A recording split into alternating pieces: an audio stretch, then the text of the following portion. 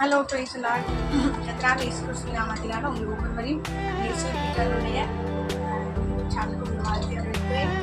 நம்ம வந்து யாத்ராகமம் புஸ்தகத்தை தியானிச்சிருக்கோம். போன வாரம் யாத்ராகமம் 1, 2, 3, 4 வரைக்கும் நம்ம பார்த்தோம். இந்த வாரத்தில் 5, 6, 7, 8, 9 வரைக்கும் பார்க்க போகிறோம். புஸ்தகத்தை நம்ம ரீட் பண்ணி நேரம் ஆகுது அப்படின்ற காரணத்தால நான் என்ன பண்ணுறோம் அப்படின்னா வாசிக்காமல் வெறுமனே அதில் என்ன கதை இருக்குது அப்படிங்கிறத மட்டும் சொல்லிட்டு நம்ம அதை குறித்து தியானிக்கிறதுக்கு ஆக்ஷன் பயன்படுத்தலாம் அப்படின்னு சொல்லிட்டு பார்க்கலாம். ஓகே, நம்ம பார்த்தீங்கன்னா அந்த 5வது அதிகாரத்தில் என்னன்னா, இப்போ கர்த்தர் மோசே கிட்ட என்ன சொல்றாருன்னா, நீ போய் பார்வன் கிட்ட பேசு, பார்வன் கிட்ட என்ன பண்ண, இஸ்ரவேல் ஜனங்களை வனாந்திரத்துல போய் தேவனுக்கு பலியிடணும், அதனால நீங்க எங்களை போக விடணும் அப்படின்னு சொல்லி பேச சொல்லி கர்த்தர் சொல்றாரு. இப்போ மோசே என்ன பண்றாரு, பார்வன் கிட்ட போய் பேசுறதுக்கு மோசே போறாரு.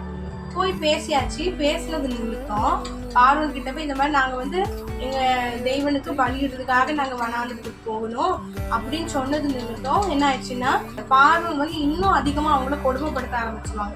எப்படின்னா, அதாவது அவங்க ரொம்ப சோம்பேறி ஆயிட்டாங்க, அதனாலதான் நாங்க எங்க ஆண்டவருக்கு பலியிடணும்னு சொல்லிட்டு அங்க போகணும்னு சொல்றாங்க அப்படின்னு சொல்லிட்டு அவர் என்ன பண்ணிடுவாருன்னா, அவங்களுக்கு சாப்பாடு கொடுக்காம வேலை மட்டும் வாங்குவாரு. இதுக்கு முன்னாடி அவங்களுக்கு சம்பளம் கிடையாது, சாப்பாடு கொடுப்பாங்க, வேலை செய்யணும், சாப்பாடு கொடுத்துருவாங்க. ஆனா இந்த முறை எப்படி சொல்லிட்டாரு அப்படின்னா, பலியிடணும் கேட்டது நிமித்தம் என்ன ஆயிடுச்சுன்னா, நாங்க உங்களுக்கு சாப்பாடு தர மாட்டோம், ஆனா நீங்க எவ்வளவு வேலை முன்னாடி செஞ்சீங்களோ அதே வேலையை செய்யணும் அப்படின்னு சொல்லிட்டு ரொம்ப துன்பப்படுத்த ஆரம்பிச்சுட்டாங்க, ரொம்ப அடிமைப்படுத்த ஆரம்பிச்சுட்டாங்க.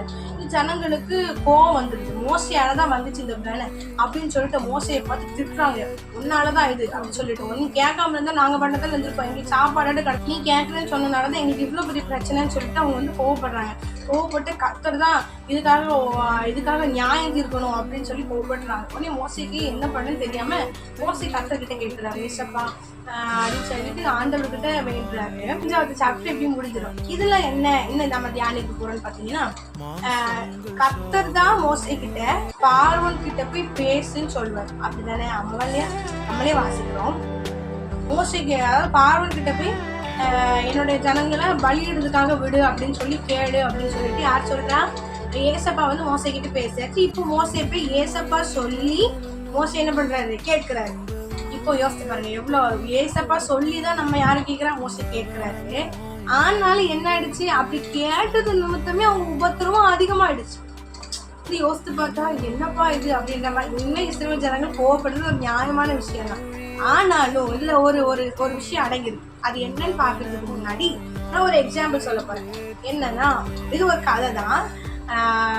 பொதுவாக கதைன்னா நம்ம எல்லாருக்குமே ஈஸியா அந்த விஷயம் புரியுது. என்ன கதைன்னு பாத்தீங்கன்னா, ஒரு பொண்ணு இருந்தாங்க. அந்த பொண்ணு கொஞ்சம் டிப்ரெஸ்டா, அந்த டிப்ரெஷன்னால பாதிக்கப்பட்டிருந்தாங்க, டிப்ரெஸ்டா ஃபீல் பண்ணிட்டு இருந்தாங்க. ஸோ என்ன பண்ணாங்க அப்படின்னு பார்த்தீங்கன்னா, அந்த பொண்ணு திடீர்னு அப்பதான் நமக்கு இந்த பாடு வந்தால் தான் நம்ம ஆண்டரை தேடுவோம். அதனால அந்த பொண்ணு என்ன பண்ணிட்டாங்க, ஏசப்பாவை தேடிட்டாங்க. எப்படி தெரியுங்க, அதுக்கு முன்னாடி ஜபம் கிடையாது. ஆனால் ஒரு மணி அந்த டிப்ரெஷன் வந்த பிறகு, டிப்ரெஷன் இதுல ஆட்கொள்ளப்பட்ட பிறகு என்ன ஆச்சு அப்படின்னா, அவங்க ஜப நேரத்தை 1 மணி நேரமா ஆக்கியிருக்கிறாங்க. 1 மணி நேரமா அவங்க ஜெபத்தை மாத்தின உடனே என்ன ஆயிடுச்சுன்னா, பிசாசு பேச ஆரம்பிச்சிட்டாங்க. இப்ப ஏசப்பா அவங்ககிட்ட சொல்றாரு, இது 2 மணி நேரம் பிசாசு பேசுற, ஏசப்பா பேசுறாரு. அந்த ஏசப்பா என்ன சொல்ற, அந்த பொண்ணு கிட்ட, நீ 2 மணி நேரமா 3 மணி நேரமா உன் ஜெப நேரத்தை கூட்டுன்னு சொல்றாரு. பிசாசு என்ன சொல்றான், நீ ஜெப நேரத்தை கூட்டினா நீ அவமானப்பட்டுருவ, ஜெப நேரத்தை கூட்டாத அப்படின்னு சொல்லிட்டு சொல்றான். இப்போ அந்த பொண்ணுக்கு வெறுமனே டிப்ரெஷன் கிடையாது, பயோதிகள் எல்லாமே. அந்த பொண்ணுக்கு ஒவ்வொரு நாள் அந்த 1 மணி நேரம் ஜபத்தை கூட்டும் போதே அவளுக்கு அந்த டிப்ரெஷனும் அந்த இதுவும் அதிகப்படுற மாதிரி தான் இருந்துச்சு. அவளுக்கு அந்த பயம், தீக்கள் இது எல்லாமே அதிகரிச்சுக்கிட்டே இருக்கிற மாதிரி தான் இருந்துச்சு பார்த்துக்கோங்க. அதே போல ஒரு 2 மணி நேரமா 3 மணி நேரம் ஏசப்பா கூட்ட சொன்னது நிமித்தம் பிசாசுவர் என்ன பண்றான், பயன்படுத்துறான். நீ கூட்டினா நீ அவமானப்பட்டு போயிருவ. அந்த பொண்ணு இந்த ஏசப்பா சொன்னபடியே 2 மணி நேரமா 2.5 மணி நேரமா 3 மணி நேரமா அவன் ஜெப நேரத்தை கூட்டினது நிமித்தம் கம்ப்ளீட்டான ஒரு விடுதலை கொடுத்தாரு. அவமானப்பட்டு போனது பிசாசு தான், சரிங்களா? அப்ப இந்த பாயிண்ட் நீங்க ஞாபகம் வச்சுக்கோங்க. இதுலயும் என்ன நடக்குது, ஏசப்பா சொன்னது நிமித்தம் தான் மோசைக்கு பார்வன் கிட்ட பேசினாரு. அது நிமித்தம் தான் அந்த உபத்திரவம் இவங்களுக்கு இன்னும் அதிகமாகிடுச்சு, அடிபத்தால இன்னும் அதிகமாயிடுச்சு. அதே போலதான் அந்த பொண்ணும் ஜெப நேரத்தை கூட்டினா அவளுக்கு அதிகமாகிற மாதிரி தெரிஞ்சிச்சு. ஆனாலும் தோத்து போனது யாரு, பிசாசு. மோசையோட கோலும் பாம்பா மாறிச்சு, மந்திரவாதிகளோட கோலும் பாம்பா மாறும்ல, அது மாதிரிதான் இங்க என்ன நடக்கு பாத்தீங்கன்னா. ஆனா மோசையோட கோல் தான் என்ன நடக்குது, என்ன பண்ணுது, அந்த பார்வனுடைய அந்த மந்திரவாதிகளுடைய பாம்பை கோல மறந்த பாம்பு விழுங்கி போட்டுச்சுன்னு வசனத்துல இருக்கு. அப்போ மோசே போய் சொன்னாரு, கூட்டமா இருந்துச்சு. அப்படின்னா என்ன அர்த்தம்னா, இஸ்ரவேல் ஜனங்கள் இந்த பார்வோன், அதாவது எகிப்து அப்படிங்கிற ஒரு பிசாசு கிட்ட இருந்து விடுதலையாகி கம்ப்ளீட்டா அவங்க கிட்ட இருந்து விடுதலையாகி வெளியே வர போறாங்க. எப்படி அந்த பொண்ணு கம்ப்ளீட்டா டிப்ரெஷன்ல இருந்து வெளியே வந்து கத்துக்காக எலும்பு பிரகாசிக்கிற ஒரு மகளா மாறிட்டாங்க. அப்ப அதே மாதிரிதான் இவங்களும் கம்ப்ளீட்டா அந்த பார்வோன் அப்படிங்கிற ஒரு சிறைச்சாலை, பார்வோன்கிற ஒரு கட்டுல இருந்து, எகிப்து அப்படிங்கிற ஒரு வேதனைக்குரிய ஒரு இருள் சூழ்ந்த ஒரு இடத்துல இருந்து இவங்களுக்கு கம்ப்ளீட்டா அதுல இருந்து வெளியே வர போறாங்க, கிடைக்க போகுதுன்னு அர்த்தம். இது மாதிரிதான் நம்ம வாழ்க்கையிலயும் கூட ஏதாவது ஒரு விஷயம் ரொம்ப அலக்கழிச்சிச்சுன்னு வைங்களேன், அதிகமாக மாதிரி தெரியும். நீங்க அதுக்காக ஜெபம் பண்ணிருப்பீங்க, அதுக்காக வேண்டிப்பீங்க, ஆனா அப்படி அதிகமாகிற மாதிரி தெரியும். ஆனா நீங்க கவலைப்படக்கூடாது, நம்ம தான் ஜெயிக்க போறோம். ஏன் பிசாசு தோக்க போறான், நம்ம ஜெயிக்க போறோம். ஆண்டவர் நமக்கு அதுல இருந்து கம்ப்ளீட்டான ஒரு விடுதலை கொடுக்க போறாரு அப்படின்னு அர்த்தம். சரிங்களா? ஓகே, இது வந்து இந்த 5வது சாப்டர் நமக்கு தெரியும். இன்னொரு விஷயம் அது 5வது சாப்டர்ல இருக்கு. என்ன பாத்தீங்கன்னா, மோசே பாத்தீங்கன்னா, இப்போ மோசே ஊழியத்துக்கு ஒப்பு கொடுக்க மாட்டேன் அப்படின்னு சொல்லிதான் ஊழியத்துக்கு வந்தவர். இப்போ மோசே சொன்னது நிமித்தம் இஸ்ரவேல் ஜனங்களுடைய அடிமைத்தனம் அதிகமாயிடுச்சு. இப்போ மோசையை பார்த்து அவங்களா திட்டுறாங்க. இப்போ மோசே, ஏசப்பா நான் உங்களை நம்பிதானே சொன்னேன், இதுக்குதான் நான் ஊழியத்துக்கே வரமாட்டேன்னு சொன்னேன், நீங்க இருக்கிறீங்க அப்படின்னு சொல்லி அவர் கோவப்படாம என்ன பண்றாரு, மோசே தேவனை சார்ந்துதான் போறாரு. ஏசப்பா இப்படி சொன்னீங்களே அப்படின்னு தான் எனக்கு சண்டைக்கு போகல ஏசப்பா கிட்ட. 2வது விஷயம், நான் ஊழியத்தை இனிமே செய்ய மாட்டேன் அப்படின்னு சொல்லலை. அப்போ இந்த விஷயத்த நம்ம வந்து மோசே கிட்ட இருந்து கத்துக்கணும். விஷயத்தை குறித்து கத்த என்னோட பேசினாரு. எப்போனா பைபிள் ஸ்கூல் வந்து நாங்க இந்த ஏசுபி கவுன்சிலிங் நடந்துட்டு இருக்கு. இப்போ வந்து என்னாச்சுன்னா, அந்த பிள்ளைங்க வந்து ரொம்ப குட்டி பிள்ளைங்க, எல்கேஜி யூகேஜி பால்வாடி அப்படி பெரிய பிள்ளைங்க இருக்காங்க, ரொம்ப குட்டி பிள்ளைங்க நிறைய பேர் வந்தாங்களா. அந்த பிள்ளைங்க ரொம்ப கொஞ்சம் சேட்டை, சின்ன பிள்ளைங்கன்னா அப்படித்தானே இருக்கும். எனக்கு வந்து எப்படி நினைச்சேன் அப்படின்னா, ஆண்டவர் வந்து ஏசப்பா சொல்லிதான் நான் பைபிள் ஸ்கூல் நாங்க நடத்த ஆரம்பிச்சோம்.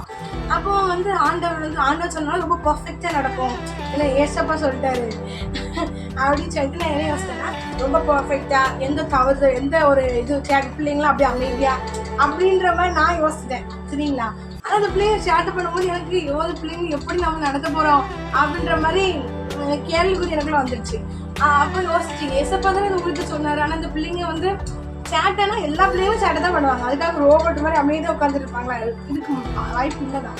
ஆனா சேட்டை பண்ற பிள்ளைலாம் வந்தா கூட கத்தர் தான் என்ன பண்ணுவார், நம்ம தொடர்ந்து வர கத்து நல்ல பிள்ளைங்களா, இன்னும் கத்துக்கு பயப்படுற பிள்ளைங்களா மாத்துவாரு, இல்லைன்னு சொன்னா இது பிகினிங் தானே. அப்ப நம்ம உடனே அந்த பெர்ஃபெக்ஷன் எதிர்பார்க்க கூடாது, அப்படிதானே? ஆனா நான் எதிர்பார்த்து கத்தர் சொன்னார், அப்ப பெர்ஃபெக்டா தானே இருக்கும் அப்படின்னு நினைச்சேன். அப்போ ஆண்டவர் எப்படி சொன்னாரு, மோசையோட காலத்துக்கு மோசையும் கத்தர் சொல்லிதான் என்ன பண்ணாரு, பார்வன் கிட்ட போய் சொன்னாரு. அது நிமித்தம் அவருக்கு ஒரு நெருக்கம் தான், அந்த ஜனங்களுக்கு அடிமைத்தனம் இன்னும் அதிகமாச்சு.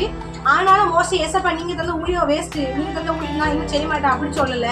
அவர் என்ன பண்ணார், தேவனை சார்ந்துதான் போனாரு. அது மாதிரிதான் இப்போ ஒரு குறைவு ஏற்பட்டிருக்கா, நீ தேவன்கிட்டே கேளு, தேவன்கிட்ட ஆலோசனை கேளு, தேவன்கிட்ட ஏசப்பா எதனால இப்ப எப்படி சரி பண்ண, எப்படி இந்த பிள்ளைங்களை ஹேண்டில் பண்ணுன்னு கேளு அப்படின்னு சொல்லி என்ன ஆண்டு வந்து இந்த விஷயத்து மூலமா என்னோட பேசினாரு.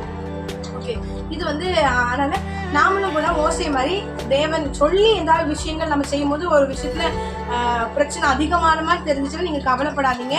அந்த பிரச்சனையில இருந்து நம்ம வந்து சீக்கிரத்துல ஒரு விடுதலை பெற போறோம் அப்படின்னு அர்த்தம். சரிங்களா? முதல் விஷயம் 8வது சாப்டர், அதாவது 8வது அதிகாரம் 6வது அதிகாரத்திலையும் கூட மோசே கிட்ட அப்போ கேட்டு பாருங்க, மேல அதிகாரத்துல ஆண்டவர் இப்படி நடந்துச்சு, நான் என்ன பண்ணுவேன் அப்படின்னு சொல்லி கேட்கும்போது மோசே கிட்ட ஆண்டவர் பேசிட்டு இருப்பாரு. நான் தான் என்ன பண்ண போறேன், இஸ்ரவேல் வந்து என்னோட சேஷ்ட புத்திரன், நான் தான் அவனை என்ன பண்ண போறேன், அவன் அந்த எகிப்து தேசத்துலேருந்து வெளியே கொண்டு வர போறேன் அப்படின்னு சொல்லிட்டு நிறைய விஷயங்களை பேசுவாரு. ஆண்டவர் சொல்வாரு, நீ மறுபடியும் நான் சொன்ன விஷயங்கள்லாம் இஸ்ரவேல் ஜனங்க கிட்ட போய் சொல்லுன்னு. இஸ்ரவேல் ஜனங்கள் என்ன பண்ண மாட்டாங்க, போயா அப்படின்னு சொல்லிட்டு அவன் நம்பவே மாட்டாங்க. உடனே ஆண்டவர் சொல்வார், நீ வந்து இதே இதை பார்வோன் கிட்ட போய் சொல்லு, நாங்க திருப்பியும் சொல்லி நாங்க வழியிட போனோம் அப்படின்னு சொல்லிட்டு அப்படின்னு சொன்னோன்னே அவனுக்கு அதுக்கு மோசே சொல்வாரு, ஏசப்பா இஸ்ரவேல் ஜனங்களே என்னை ஏற்றுக்க மாட்டேங்காங்க, அவங்களே என்னை நம்ப மாட்டேங்காங்க, நான் எப்படி பார்வோன் கிட்ட போய் பேச அப்படின்னு சொன்னோடனே ஆண்டவர் சொல்வார், நீ போய் பேசு அப்படின்னு சொன்னோடனே அவர் போய் பேசுவார். கொஞ்சம் யோசிச்சு பாருங்க, இது வந்து நம்ம பேசுவோமா? ஏற்கனவே ஏசப்பா சொல்லி செஞ்சனால ஒரு பிரச்சனை வந்து, ஆனாலும் திருப்பி ஏசப்பா பேச சொல்றாரு. ஐயோ நம்ம திருப்பி பேசுறதுனால பிரச்சனை இன்னும் பெருசாயிருமோ, இன்னும் இஸ்ரவேல் ஜனங்கள் கூட கொஞ்சம் அடிமைப்படுத்தப்படுவாங்களோ அப்படின்னு சொல்லி மோசே பயப்படல. ஒருவேளை பயந்துருக்கலாம், ஆனாலும் கூட தைரியமா ஏசப்பா சொல்றாருன்னு சொல்லிட்டு சொன்னது நிமித்தம் அடுத்த சாப்டர்ல என்ன தெரியுமா நடக்கும் பாருங்க. அடுத்த சாப்டர்ல மோசே மூலமா கர்த்தர் அடையாளங்களை செய்வாரு. அது பாம்பா மாறும், அதே மாதிரி மந்திரவாதிகளும் செய்வாங்க. அது நதியில உள்ள தண்ணீரை அடி அதை வந்து ரத்தமா மாறும் சொல்றாரு. அந்த ஒரு அடையாளமும் நடக்குது. சரிங்களா? இப்ப இந்த 2 விஷயமும் அங்க நடக்குது. மோசே வந்து தேவனுக்கு பயந்து ஒரு சாக்ரிஃபைஸா, ஏன்னா அது நிச்சயம் ஒருவேளை பிரச்சனை வந்துருந்தா நீ மோசையே தான் திட்டுவாங்க. நீ சும்மா நாங்க வரல, இங்க அடிமையாவே நாங்க எடுத்துட்டு போறோம், நீ எங்களை காப்பாத்துறோம், எங்களை சேவ் பண்றோம்னு சொல்லிட்டு நீ தேவையில்லாம எங்களை பார்வன் கிட்ட எங்களை என்ன பண்ற, எங்க சுமை இன்னும் அதிகப்படுத்துற, நீ தயவு செஞ்சு அமைதியா இருப்பா அப்படின்னு சொல்லிட்டு அவங்க இஸ்ரவேல் ஜனங்க சொல்லிடுவாங்களோ பயம் நிச்சயம் கண்டிப்பா அவருக்கு இருக்கதான் செஞ்சிருக்கும். அக்ஷய் பேசுறதுனால ஒரு ஒரு பப்ளிக்கா அந்த ஜனங்கள் பாதிக்கப்படுறாங்க. அப்படிங்கும் போது ரொம்ப மோசைக்கு பயப்பட, ஐயோ நம்மளால மற்றவங்க பாதிக்கப்படுறாங்களா அப்படின்ற மாதிரி தான் இருக்கும். ஆனாலும் மோசை பயப்படல. சாக்ரிஃபைஸா கர்த்தருக்கு பயந்து அவர் அங்க போய் சொன்னது நிமித்தம்னா ஆண்டவர் என்ன பண்ணா சும்மா விட்டு வரா விடவே இல்லை. என்ன பண்ணா தெரியுமா? ஆண்டவர் ஏற்கனவே அவருக்கு அந்த அடையாளங்களை சொல்லித்தாருல, நீ கோலை போடுப்பா, அது பாம்பா மாறும், அந்த அற்புதமும் அதே மாதிரி என்ன பண்ண தண்ணீரை ரத்தமா மாத்திர அந்த அற்புதத்தை ஆண்டவர் செஞ்சாரு. இந்த சாப்டர் முடிஞ்சிச்சு. அதுக்கு அடுத்த சாப்டர் என்ன பார்த்தீங்கன்னா போட்டுருக்கோம்னா 8வது சாப்டர்ல என்ன நடக்கும்னா, இப்போ வந்து மறுபடியும் அவர் வந்து விட மாட்டார். பாவம் வந்து என்ன பண்ணிடுவாரு, மனசை வந்து கடினப்பட்டுரும். பார்வன் வந்து என்ன பண்ண மாட்டார், இஸ்ரவேல் ஜனங்களை விடவே மாட்டார். இப்போ வந்து முதல்ல ஆண்டவர் வந்து என்ன சொல்றாருன்னா, ஃபர்ஸ்ட் என்ன அனுப்புறாரு, தவளை அனுப்புறாரு. அந்த வாதைகள் இருக்குல்ல, அது முதல் என்ன அனுப்பப்படுது, தவளை வந்து அனுப்பப்படுது. அப்போ பார்வன் என்ன பண்றாரு, அப்பவும் விட மாட்டேங்கிறாரு.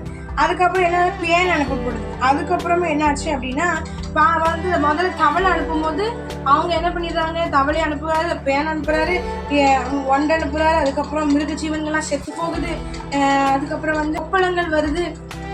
அதுக்கப்புறம் பார்த்தீங்கன்னா கல்மழையும் அக்கினி நதியும் இது எல்லாமே வருது. இது எல்லாமே பார்வன் எப்படின்னா, அது நடக்கும் போது வந்து என்ன பண்ண, உங்களை விட்டுடுறேன் அப்படின்னு சொல்லுவார். கடைசியில் கொஞ்சம் லெகுவாகும். இந்த தவளைகள்லாம் வந்துச்சுல, அதெல்லாம் வந்து வீட்டுலேருந்து வீட்டு ஃபுல்லாக வீடுகள் எல்லா பக்கமும் தவளை வந்துடுச்சு. இதே அந்த தவளை குறைஞ்சி அந்த நதி கிட்ட போனாங்க. அதாவது தவளை வந்து அவங்க வீடுகள்ல இருந்துலாம் ஆண்டவர் நிறுத்திடுவார். பார்வன் வந்து நான் உங்களை விட்டுடுறேன், ஆனால் நீங்கள் வந்து என்ன பண்ணுங்க, எனக்காக நீ கத்துக்கிட்ட ஜோம் பண்ணுன்னு சொல்லி மோசை கிட்ட சொல்றாரு. அதே மாதிரி மோசை ஜோம் பண்ணால பார்வனுடைய அந்த எகிப்து தேசம் முழுவதும் இந்த தவளைகள் என்ன பண்ணும், தவளைகள்லாம் இல்லாமல் போய் தண்ணி பக்கம் அது போயிடும் அந்த தவளைகள்லாம். இப்போ அந்த லெகு உண்டானதுனால, ஈஸியானதுனால பார்வனுடைய மனம் மறுபடியும் கடினப்பட்டு நான் உங்களை விட மாட்டேன் அப்படின்னு சொல்லிடுவோம். அப்ப இது ஒவ்வொரு டைமும் அவர் விடுறேன்னு சொல்லுவாரு, ஆனால் ஏமாத்துவார். இதே மாதிரிதான் நாமளும் கூட நம்ம ஒரு நெருக்கம் வரும்போது ஆண்டவர் ரொம்ப தேடுவோம். இது உண்மையாவே என்ன மன்னிச்சிருங்க, இப்படி உங்களுக்கு ஜோமன்ல எம்மா ஐயன் உருண்டு அவர் தேடுவோம். இது நம்ம நல்லா இருந்தோம், நல்லா நம்ம சுகமா இருக்கோம், நல்லா ஆஸ்வாதமா இருக்கோம், நம்ம செல்வா இருக்கோம் அப்படின்னா தேவனை என்ன பண்ண மாட்டோம், தேடவே மாட்டோம். நமக்குள்ள லெகு உண்டானதை பார்த்து, பார்வனை மாதிரி ஈஸியானதை பார்த்துட்டு அப்புறம் மன்னிச்சிருவாரு, ஏசப்பா மன்னிக்கிறது சொல்லிட்டு அப்படியே நம்ம காலத்தை தள்ளுவோம். ஏதாவது வந்துட்டுன்னு வைங்க, அப்போ ஏசப்பா என்ன மன்னிச்சிருங்க, நான் உமக்கு அப்படி இருப்பேன் இப்படி இருப்பேன்னு சொல்லுவோம். அது ஒருவேளை அந்த பிரச்சனையோ அந்த விலகினமோ ஏதோ மாறின உடனே மறுபடியும் பழைய குருடி கதவை திரடி அப்படின்னு சொல்லிட்டு என்ன பண்ணிடுவோம், புது விளக்கம் மாதிரி சடக்குன்னு தூத்துச்சான்னு சொல்லி கொஞ்ச நாள்ல தேஞ்சு போயிடும். அந்த மாதிரிதான் ஏசப்பா நீ எனக்கு இது வந்து விடுதலை கொடுத்துருக்கேன், நான் வந்து ஒழுங்கா ஜோம் பண்ணிடுறேன், நான் வந்து ஒழுங்கா இது பண்ணிடுவேன் அது பண்ணிடுவேன் சொல்லுவோம். ஆனா அந்த விலகினத்திலிருந்து விடுதலை ஆன உடனே நம்ம என்ன பண்ண மாட்டோம், அதை செய்யவே மாட்டோம், நிறைவேற்ற மாட்டோம், ஆண்டவருக்கு டிம்கி கொடுப்போம். அப்படித்தானே பார்வன் என்ன பண்ணாரு, இஸ்ரவேல் ஜனங்களுக்கும் மோசைக்கும் ஆண்டவருக்கு டிம்கி கொடுத்தாரு. ஃபர்ஸ்ட் வாதம் வந்துச்சுன்னா ஐயோ விட்டுறேன் பாரு. கடைசி அந்த வாதம் கொஞ்சம் நீங்கி லெகுவான உடனே என்ன பண்ணுவாரு, நான் விட மாட்டேன் அப்படின்னு மனசை கடினப்பட்டு. இதே போலதான் நாமளும் ஆண்டவர் செஞ்சுட்டு இருக்கோம். அப்படி செய்யாம உயர்விலும் சரி தாழ்விலும் சரி ஆண்டவர் நம்ம என்ன பண்ணுவோம், தேடுவோம். ஏன்னா ஆண்டவருக்கு கொடுக்க வேண்டியது ஆண்டவர் ரொம்ப பெருசா நம்ம கிட்ட டிமாண்ட் பண்ணல. அவர் சாதாரண விஷயம் தான் கேட்கிறார். எனக்கு கொடுக்க வேண்டிய நேரத்தை ஒழுங்கா கொடுப்பான், அவ்வளவுதான் கேட்கிறாரு. எனக்கு கீழ்பிடிச்சு நடங்கப்பா, இவ்வளவுதான் சொல்றாரு. இந்த விஷயத்த நான் செய்ய விடாதபடிக்கு பெருசா காட்டுவோம்.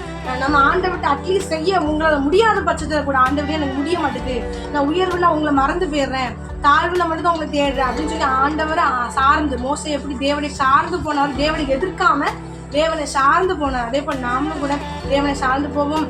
எக்ஸோடஸ் சாப்டர் 5, 6, 7, 8, 9 இந்த சாப்டர்ஸ்லேருந்து நம்ம தியானித்த விஷயங்கள் இல்லை ஆண்டவர் உங்களுக்கு என்னென்ன பேசினாரு, என்னென்ன கற்றுக் கொடுத்தாரு, அது எல்லாத்தையும் மாற்றிப்போம். நம்ம நிறைகளை ஆண்டவர் சொல்லுவார், கண்டித்து உணர்த்துவார், அதை திருத்திக் கொள்வோம். என்னென்ன பேசினார் முதல்ல 5வது சாப்டர் நம்ம பார்த்தோம். தேவன் சொல்லி பேசுனது நிமித்தம் நெருக்க வர மாதிரி தெரியலாம், ஆனாலும் கூட நம்ம அந்த பிரச்சனையிலேருந்து கம்ப்ளீட்டாக ஒரு விடுதலை ஆக போகிறோம் அப்படின்னு அர்த்தம். அது மாத்திரம் இல்லை, மோசையும் கூட தேவனை சார்ந்து வந்தார். அதாவது அவர் சொன்னது நிமித்தம் தான் அவருக்கு ஒரு பிரச்சனை உண்டாயிடுச்சு, ஆனாலும் கூட தேவனை எதிர்க்காம ஏசப்பா நீங்க சொல்லி தான் சொன்னேன் அப்படின்னு சொல்லி ஆண்டவர் மேலே கோபப்படாமல் தேவனையும் அப்பவும் என்ன பண்ணார், தேவனை சார்ந்து போனார். மறுபடியும் ஆண்டவர் சொல்லும் போது கூட தைரியமாக போய் சொன்னது நிமித்தம் ஆண்டவர் பெரிய பெரிய அற்புதங்கள் அடையாளங்களையும் காண்பித்தார். அது மாத்திரம் இல்லாமல் நாம் வாழ்வில் மாத்திரமில்ல உயிர்களும் என்ன பண்ண ஆண்டவர் தேடணும், ஆண்டவருக்கு டிமிக்கி கொடுக்கக்கூடாது அப்படின்ற விஷயத்த நம்ம இந்த சாப்டர்ஸ் மூலமாக நம்ம பார்த்துருக்கோம். கத்துறவங்க ஆஸ்வதிப்பாராக. Thank you so much. அடுத்த வாரம் பார்க்கலாம். பாய்.